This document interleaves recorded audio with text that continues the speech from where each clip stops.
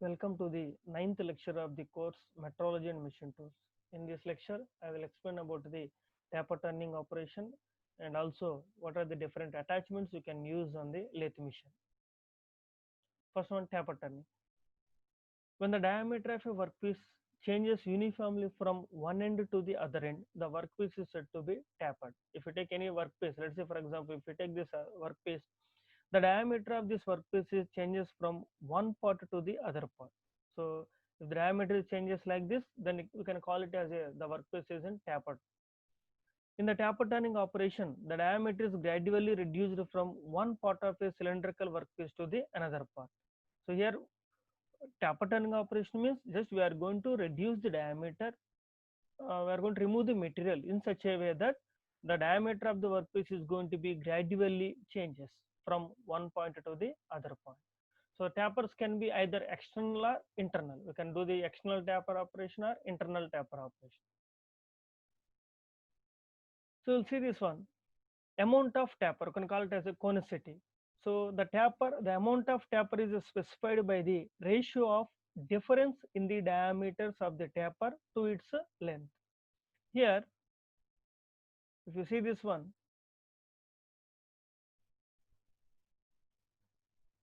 the amount of taper is specified by the ratio of difference in the diameters of the taper. Difference in the diameter of the taper means here.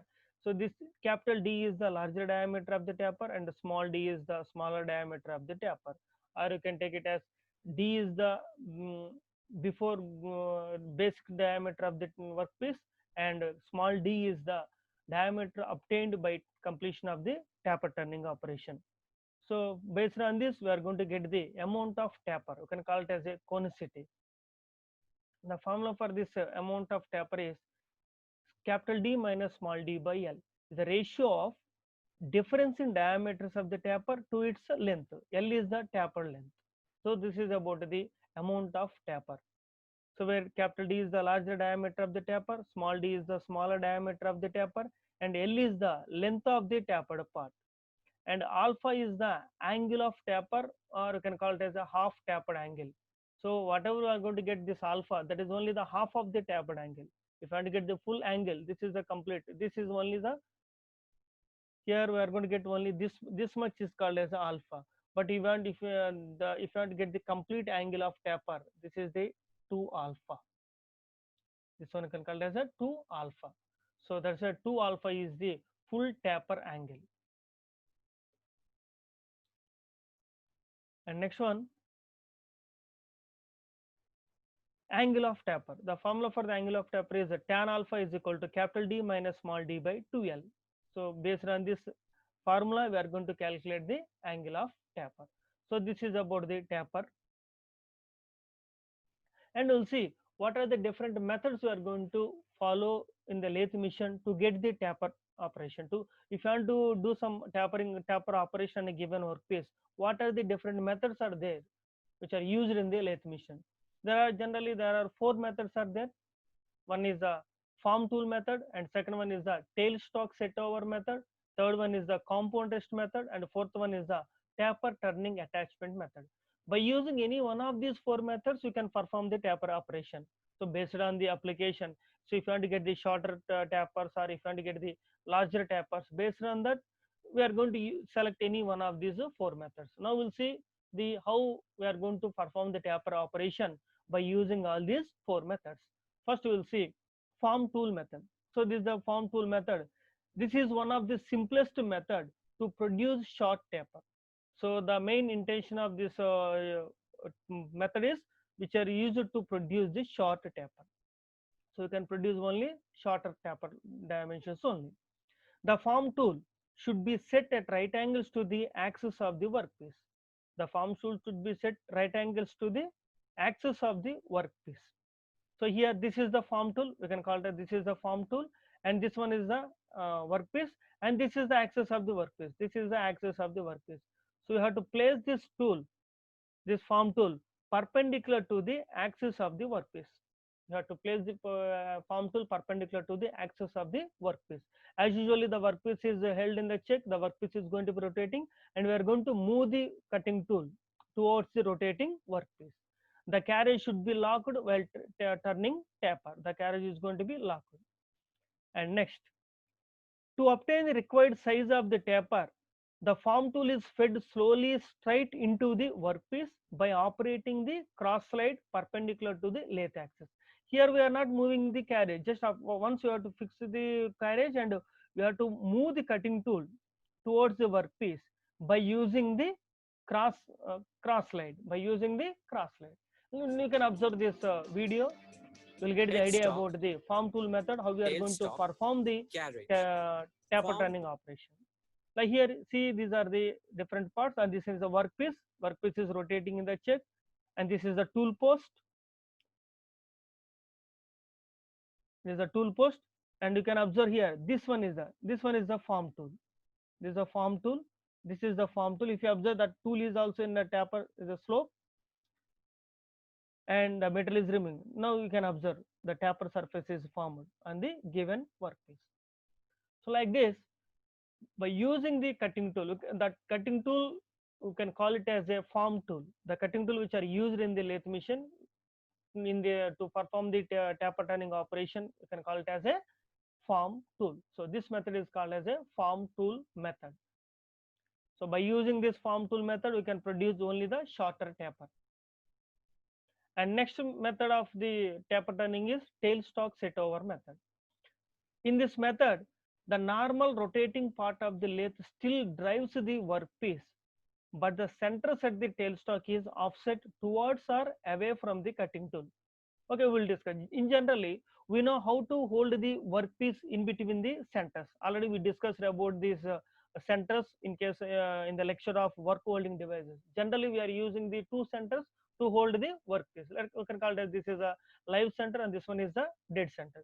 In generally, normal if you go for the lathe working principle of lathe, here the center will be like this.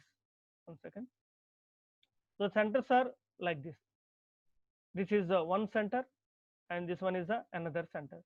In general, this is a live center and this one is a dead center. You can call it as this is the live center and this one is the dead center. In general, we have the centers like this.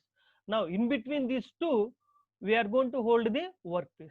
So we are going to hold the workpiece in between these two. Let's say, for example, if this is the workpiece, we are going to hold the workpiece in between these two centers. So like this, the workpiece is going to be held in between the two centers and it is going to be rotating like this. This is the normal procedure.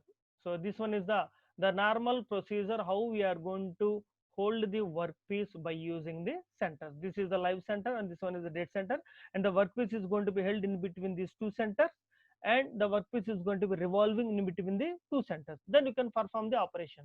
Now here if you observe, if I draw one line, that means if I draw axis, so the center point of this live center and dead center both are in same line. If I draw one axis line, that should be passed through, that is always passing through this here. If I draw one center line, that is passing through both the centers of the live center and dead center. That means this the centers of this live center and dead center both are in the same line in general. But here, that means the both headstock and tailstock are in the same line. But here we are going to we have to change the position of the tailstock. That's why if you observe this one, this is the live center and this one is the dead center. So dead center means we are going to attach the dead center to the tailstock. Now if you observe this line, this is the first line actually. So before in general position, in this position, this is the line. This is the line. One second, I will change the color. Okay. Now see, this is the center line. So lathe axis. Lathe axis means the axis which is passing through the center of the live center and dead center both. So initially, in generally, this is the axis. So this line should be passing through dead center and live center. That means both headstock center and tailstock center. But here, if you observe, here the dead center is not in the line of lathe axis. We are changing the position of the dead center. So from this point to we are just this is the lathe center and we change the position. we change the position. Now if you observe this, now this is the axis of the dead center. So this distance, so this distance we change the tailstock. This much amount of distance we can change the tailstock. That means from the normal general position, we are going to change the tailstock to some distance. That distance is called as a offset distance. You can call it as a offset distance. So now we are going to change the position of the tailstock and we can hold the workpieces. Now we are going to hold the workpieces. If you observe here, if I fix the object like this, the object surface is parallel to the ground, parallel to the ground. But here, if I hold the workpiece like this, the object surface is not parallel to the ground because it is held inclinedly. So if I draw one line here, if I draw one line here, so this object surface is not parallel to this ground. The axis of the object is not parallel to the ground. It makes some angle. Let's say this is the axis of the workpiece. Now, so if I draw this line, now you can observe this is the axis of the workpiece. This axis of the workpiece is not parallel to the ground. So that means here if you want to get the taper turning, we are going to change the position of the workpiece by holding the workpiece at a different levels. So by holding the workpiece like this, automatically the surface makes some angle with the ground.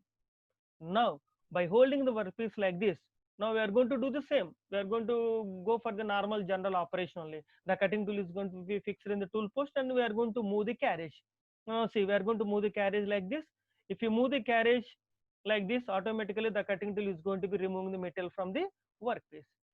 Because the workpiece is not parallel to the ground, so the material removal rate is not uniform. Automatically the cutting tool will remove more amount of material from one part and less amount of material from the another part. So based on that, automatically after completion of the process, we are going to get the taper surface.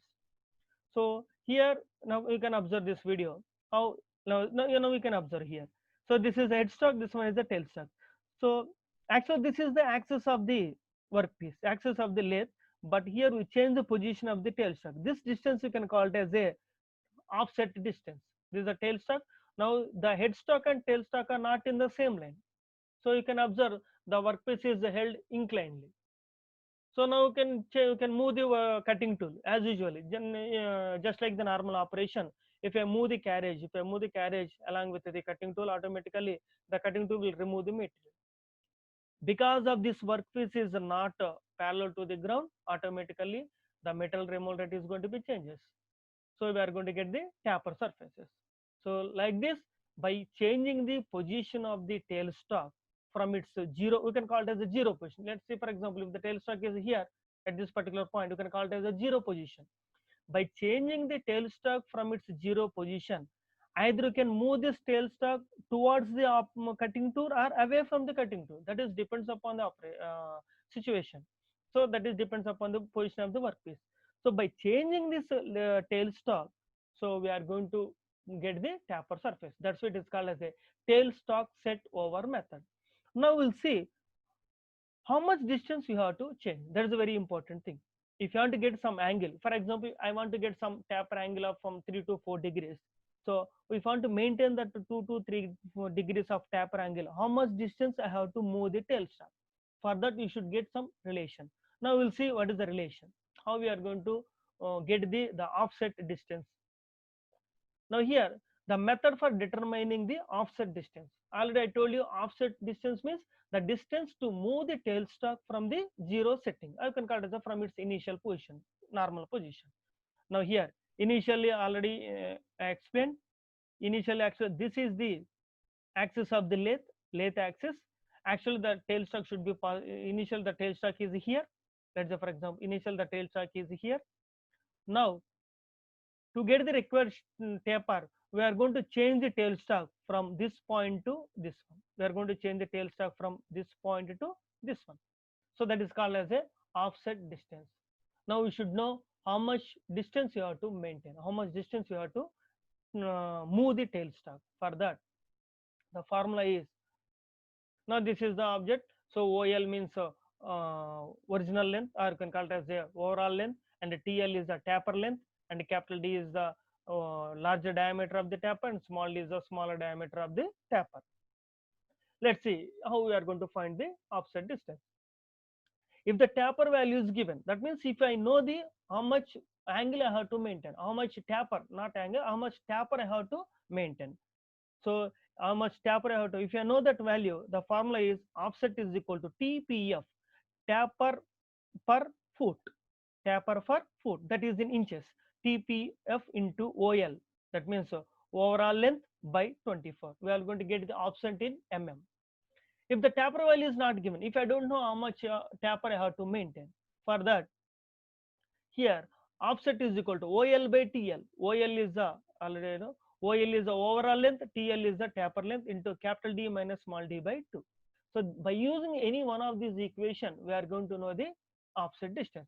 That means, let's say for example, if I given some, let's say for if I given some 100 mm length object, let's say 100 mm length object, I want to get the taper length of up to 50 mm. I want to get the taper length. So the initial diameter is some, for example, here let's say this initial diameter is for example some 10 mm, and this diameter I have to maintain is only the 5 mm. So if I know how much taper I have to maintain from initial diameter to the that means from this point to this one, if I know this diameters and if I know the taper value how much I have to maintain, then we are going to get the, we should use this formula, offset is equal to TPF into OL by 24. If I don't know, I don't know how much taper also, so just for that offset is equal to OL by, that means if I know only these two diameter, let's say for example I have given some workpiece to you with an initial diameter of 10 mm and I asked you to um, do some taper operation in such a way that, so the initial, the smaller diameter should be 5 mm and the larger diameter should be 10 mm. And I have given only two lengths. One is the total length of the workpiece, and next one is the length up to which you have to maintain the taper. If I know only these values, let's say for example, this is 100 mm and this is only 50 mm. If I given the dimensions like, okay, these are dimensions given to you. Now I asked you to do some tapering operation. Then if I know that if I do some taper operation by using this tailstock set over method, first of all I should know how much distance I have to move the tailstock. So that distance is given by this equation. So offset is equal to OL by TL. OL means 100 and TL means 50. 100 by 50. Let's say for example, if you do the calculations, 100 by 50 into small d minus capital D, that is 5. 10 minus 5 by 5 by 2. So we will get some answer. So we cancel 5, cancel 5. That means 5 mm. The answer is, let's see. So final answer is 5 mm. I think yes, this is 5 mm. That means how much distance we have to move the tailstock is 5 mm to get these values. So like this, by using any one of this formula, you are going to get the offset distance. Unless until if you don't know the offset distance, it is not possible to do the taper turning operation. That means by using this method, if you want to do the tapering operation, means you should move the tailstock. So that means if I want to move the tailstock, I should know the how much distance. So you can use any one of these formulas to get the value of offset method. Sorry, offset distance. Okay, next. Next, we will see the what are the advantages and disadvantages of the tailstock over method. So first one is the power feed can be given, and advantage. We'll see the advantages. Power feed can be given. You can give the power feed. Go no need to go for the manual feeding, and good surface finish can be obtained. Automatically, if your power feed is given, automatically it is going to affect on the surface. Maximum length of the taper can be produced. Now, external thread on the taper portion can be produced. You can do the external thread, and duplicate tapers can be produced. Now, disadvantages. Only external tapers can be turned. We cannot do the internal tapers. Accurate setting of offset is difficult. Let's say already discussed. So you should set the tailstock in a perfect manner. So that is very somewhat difficult in this case. Taper turning is possible when work is held between centers only. So it is only possible, only the work is going to be held in between the centers only. If you are using any work holding devices other than the tail centers, let's say for example, if I use the workpiece, if I hold the workpiece by using the checks, because already we have the many number of work holding devices, already we discussed it. So if you hold the workpiece other than this lathe center, so it is not possible to do the taper turning operation in this method. Because if you want to do the taper turning operation by this method, means the workpiece should be held in between the centers. The alignment of the lathe centers will be disturbed. So already it is known, because if you want to do the operation, means you have to you have to change the position of the tailstock. Once if you change the position of the tailstock, means if you want to do the normal operation, again you have to go for the alignment test. You have to, because if you want to do any operation, any normal operation on the lathe machine, so that both the headstock and tailstock should be in same line. So that means you have to align, you have to do the alignment. Steep tapers cannot be turned. So these are the different some advantages and disadvantages of the tailstock set over method. Next one is the compound rest method. In this method, the workpiece will be held in the check and it will be rotated about the lathe axis. It's normal, just like normal procedure. The workpiece is going to be held in the check and it is going to be rotated about its own axis. Now coming to this one, the compound rest is filled to the required angle and then it will be clamped in a position. In generally, normally this compound rest is normal. In generally, the position of this compound rest is like this. This is the position of the compound rest. This is the position of the compound rest. Actually, the compound rest is 1 second. Actually, the compound rest is placed on the circular plate. This is a circular plate. On this, generally the compound rest is like this. Now here on this, the tool post will be there. On this tool post, we are going to hold the work cutting tool. This is the position of the compound rest and cutting tool in general operations. Generally, the cutting tool is moved perpendicular to the axis of rotation of the workpiece. But here, we are going to change the position of the compound rest. Let's see, observe. Here, the compound rest is filled to the required angle. If you want to do some angle, if you want to make some angle, we are going to change, we want to fill the compound rest to some angle like this. Now if you observe, the compound is going to be filled some angle. After getting the required angle, this angle I want to perform this much angle. So this is based on the taper angle. So after getting this angle, now we are going to fix the compound rest. Just we are going to change the position of the compound rest. Then by using the compound rest handle, by using this handle, now here we fix this compound rest. Now we are going to move this handle. If you move this handle, this cutting tool post is going to be moved. It will move like this in this, sorry, it will move in this direction. So automatically the cutting action is going to be done. So this is about the compound rest method. Now you can observe in this video. So here if you observe, this is this is the normal position of the compound rest like this, and we are going to change the position of the compound rest. We are going to change the position of the compound on the circular plate. We are going to change here. If you observe in the lathe machine, some markings are there, some angles. This is a compound rest, and we are going to change the position. You can observe, you can rotate the compound rest. Now here, this is a markings. We are going to release this one, and you can change the position. So make some angle. That is depends upon the taper angle.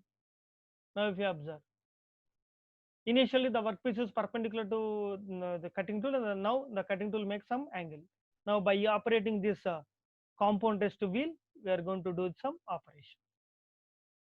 So you can perform the taper turning operation.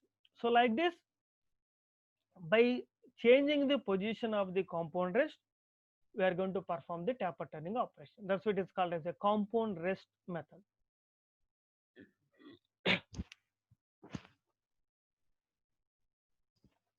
Now next we'll see what are the advantages and disadvantages of the compound rest method. Sorry. Advantage: both internal and external tapers can be produced. Steep tapers can be produced. Easy setting of the compound. Just we are going to change the position by releasing the some nut, and we are going to change the position of the compound slide. Now here, what are the some disadvantages? Only hand feeding can be given, because we have to give the only, we have to move the, we have to operate the compound rest handle by manually. Threads and taper portion cannot be produced. Taper length is limited to the movement of the top slide. Just we are, that means we can produce only shorter tapers. These are some advantages and disadvantages of the compound rest method. Next, taper turning attachment method. The name itself indicates the taper turning attachment. One another attachment you have to use. So additional equipment is attached at the rear of the lathe. The cross slide is disconnected from the cross feed nut. Just means here we are going to attach initially. So we are going to remove the cross feeding section to the from the cross slide, and the cross slide is going to be connected to this attachment. Then carriage is going to be engaged and the travels along the bed. The attachment will cause the cutter to move in and out the taper. We will see this video. Once if you see this video, you will get some idea about the taper turning attachment method. Now here, just we are going to attach this tool post and cross slide to this. This is the attachment. This one is a complete attachment. We'll see. So this is about the guide bar. So this is the guide bar here. This is the guide bar, and you can change the angle of the guide bar. So this movement is going to be depends upon the taper angle, and we are going to connect this guide bar to this tool post by using the drawbar and a pivot joint. There is a clamp. That means if I change the position of the drive bar, we can change the position of the cutting tool. Now we are going to remove the cross feeding. Now if you observe here, just 1 second. Now again, I'll show this video. You can observe this is a guide bar. We are going to change the position of this guide bar based on the angle. So the guide bar is connected to this tool post by using the sliding block and drawbar and pivot joint. By using this one, by using this drawbar mechanism, so the cutting tool is going to be moving parallel to this guide bar. This is the guide bar. The cutting tool will move parallel to the guide bar. So if I change the position of the guide bar, if the guide bar is horizontal, automatically cutting tool is horizontal. It will remove the material from the entire surface. So like this, we can perform the taper turning operation by using the taper turning attachment method. So this is about the taper turning attachment method. So there are the advantages and disadvantages. Internal tapers can be obtained accurately. These are the advantages. Large size tapers can be easily obtained. Once the attachment is set, the taper turning operation can do at a faster rate.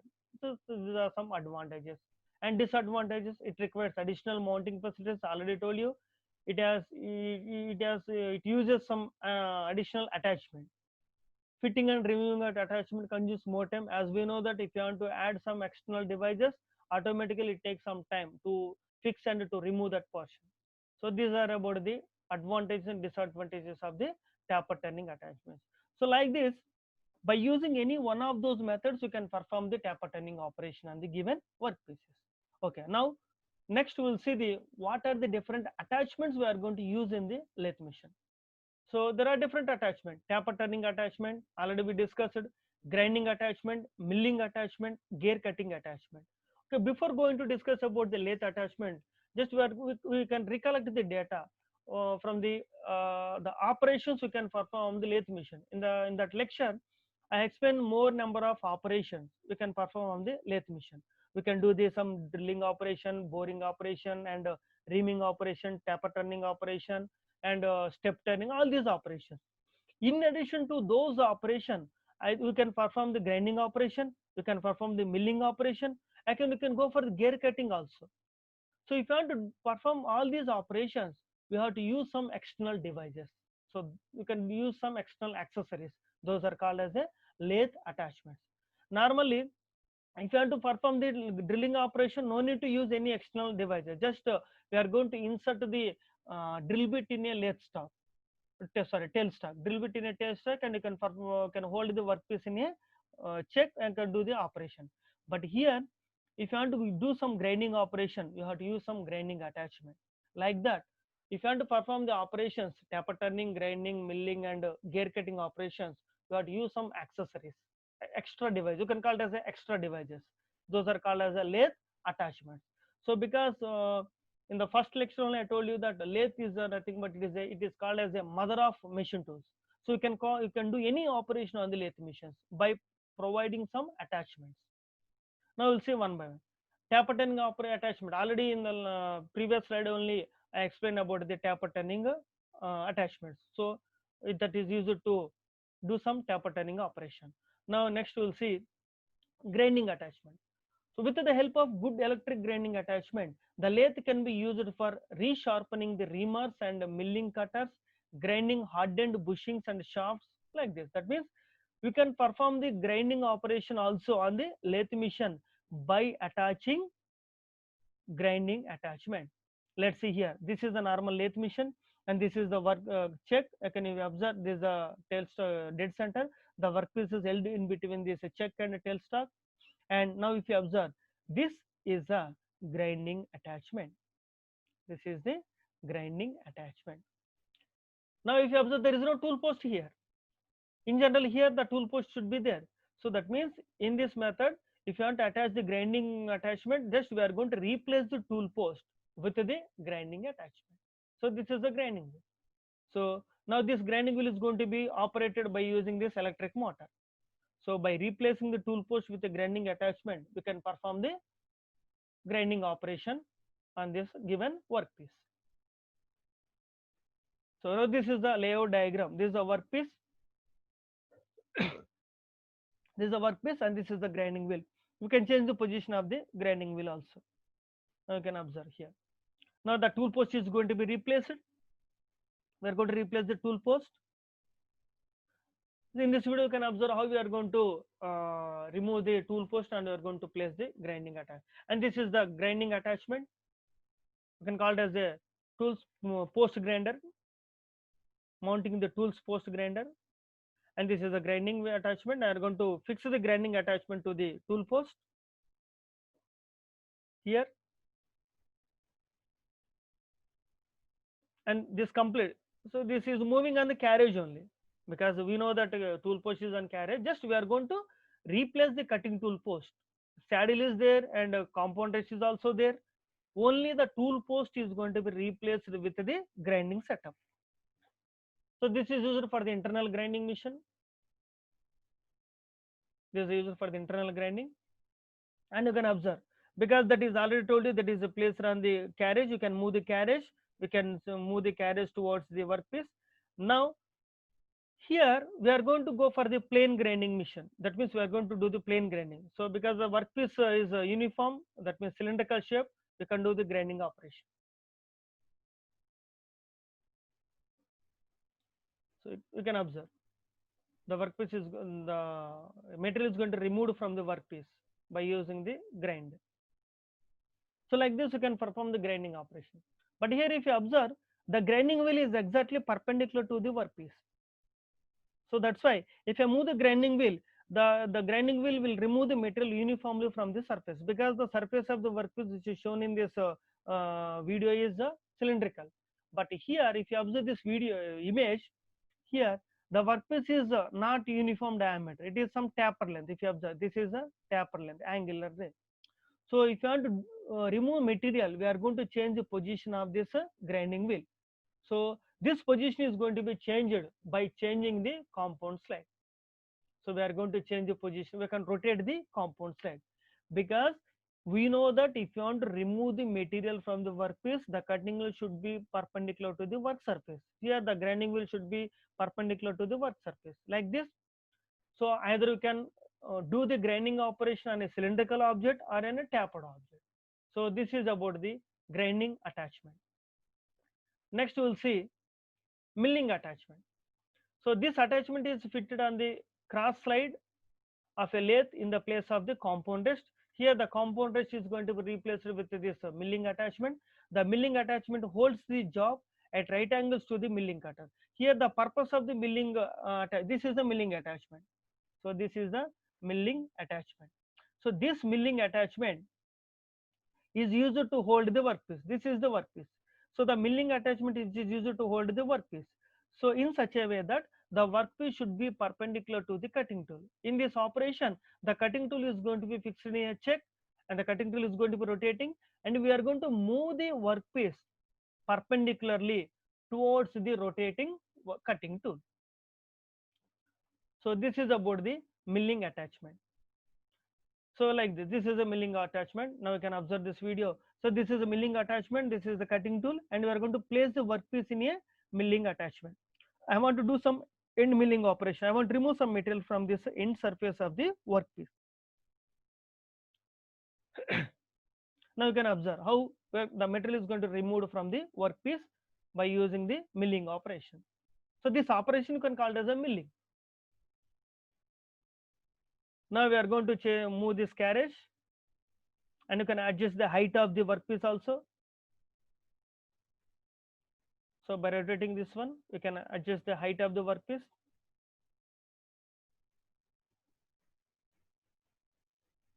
Now we can perform the operation. This is a workpiece job, and this one is a complete one is a milling attachment. Now you can observe, you can move the carriage. Sorry, you can move this milling attachment.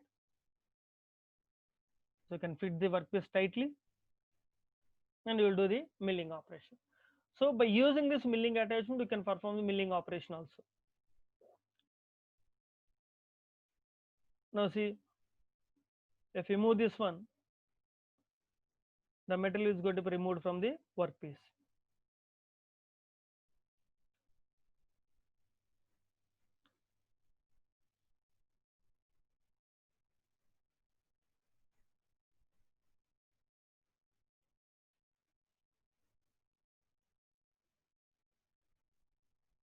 This is a complete headstock. The cutting tool is fixed in the headstock, and we are giving the motion to the cutting tool. The cutting tool is going to be rotating, and you can move the workpiece against the rotating cutting tool. So you have to fix the workpiece properly. So this we can apply for the coolant, because some heat is going to be generated because of the friction, because both are the metals. Now if you observe, if you switch on the head power, automatically the cutting tool is going to be rotating. Now you can move the workpiece. Now you observe here, the metal is removing, the cutting tool is rotating, and we are moving the workpiece. So the metal is removing from this end surface of the workpiece. This process is called as a milling. So like this, we can perform the milling operation on the lathe machine by using the milling attachment. So this is about the milling attachment. Next, go for the gear cutting attachment. The gear cutting attachment mounted on the lathe will cut spur and bevel gears. So this is a gear cutting. Now you can observe here, this is the workpiece, and here this is a cutter. We are going to use the gear milling cutter. You can call it as a gear cutter. By rotating this gear cutter, we are going to remove the metal from the workpiece. We are going to form some gears on the given workpiece. So like this, here the cutter is going to be rotating, and this is the workpiece. We will move the workpiece towards the rotating cutter. So this is the position. Now you can observe. So this is the cutter. The cutter is fixed to the, this is a cutting tool. You can call it as a, this cutting tool is fixed to the headstock, and the cutting tool is going to be rotating, and we are going to move the workpiece towards the rotating cutting tool. If you rotate this cutting tool, automatically it will remove the metal from the workpiece. If you observe from this workpiece, now if you observe here, this is the surface before machining, before cutting, and observe this surface.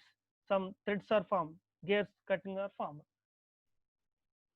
Now you can see this one, how the gear cutting operation will do on the lathe machine. This is a cutter, and this is the workpiece.